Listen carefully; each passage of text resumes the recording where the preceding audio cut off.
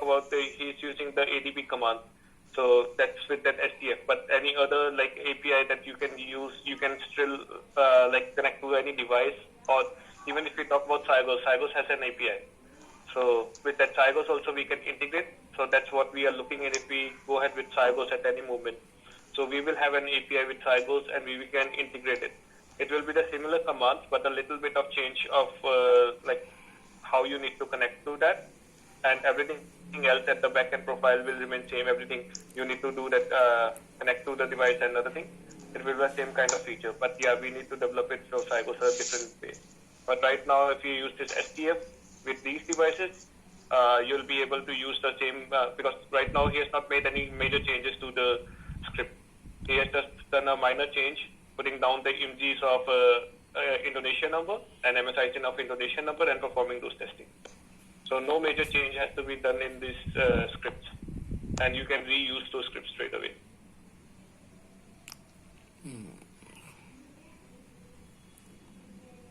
So devices are simple, but yeah, you need to understand a little bit of Python libraries, how to integrate them, how to run those, and the ADB commands in Python. These kind of things you need to learn a little bit. So our team are already doing it. So a lot of testing Avinash has done already for domestic part. And we have a lot of, on the left hand side, you can see there are a lot of libraries available. So if we integrate with Git, so you'll have access to all those libraries.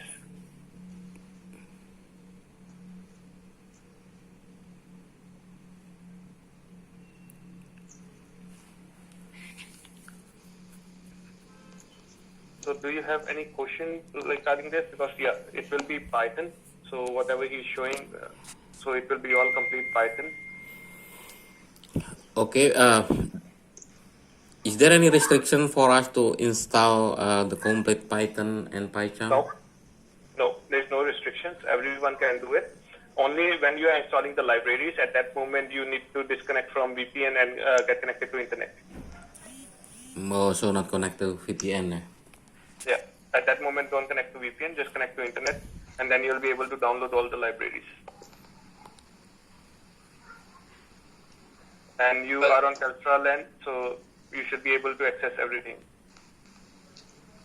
So who will tell the guys where the libraries are, the URL for the libraries? So we can give them, we can share each and everything. So once like they are able to understand a little bit of Python, yeah, I can give them library right now. So Avinash, you can share the one that was there in that DaVinci file. So the library is only on that same like front chat window. Yeah. They need a library and Python and Python they have it. Yeah. So just please ensure these first 3 items. I think. Yeah. 3 or 4 items. These so are common. Yeah. Rest are related to your project actually. Yeah. So project 1, not just the common one. We need to share the common one. Sure. So how if need for call roamer to roamer? So roamer to roamer, like right now we made a roamer to roamer call over here. So voice call originating and terminating, 3G, that was a roamer to roamer call. Avinash, if you can show the code, maybe. Yeah. So we don't have to click the handset, No, right? you don't need to touch handset at all. So everything will be done using commands. That's what the automation says. So you can, later on you can go and collect the logs, and in that logs you'll be able to see the duration. You can have those screenshots for speed test, even for the voice call that you made, any kind of thing that you need, everything will be there. What if in one handset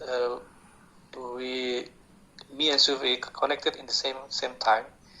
Is it No, possible? you will not be able to connect at the same time to the same handset. Oh. Yeah. Even in the different slot in the STF? So STF, if it's a different handset, then you will be able to connect it, but with same handset you can't, because every handset, that ADB command has a port number. That port number will be unique for an handset. So only one person can use that port number. Okay.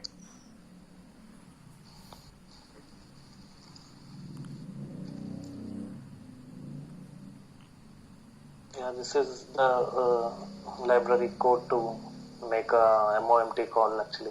Here we have to specify the source MCMSS details, which network you want to call, destination, B party MCMSS details, destination, network, duration, and all those things.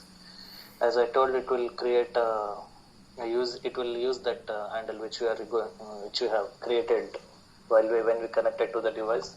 Using those handset, it will execute backend. It will execute those intents. We call it as ADB intents to make the call. For example, it will use this function to dial a particular number. So once it is dialed, it will verify whether incoming number is successful or not, whether the P part is getting the number call or not. It will verify on both the devices, MO call and MT call. So once it is successful, then only it will wait for particular seconds, like 10 seconds or 20 seconds. Once everything is successful, then it will cut the call. We don't need to do anything by manual. We don't even need to touch the device actually. Remotely we can do all these things.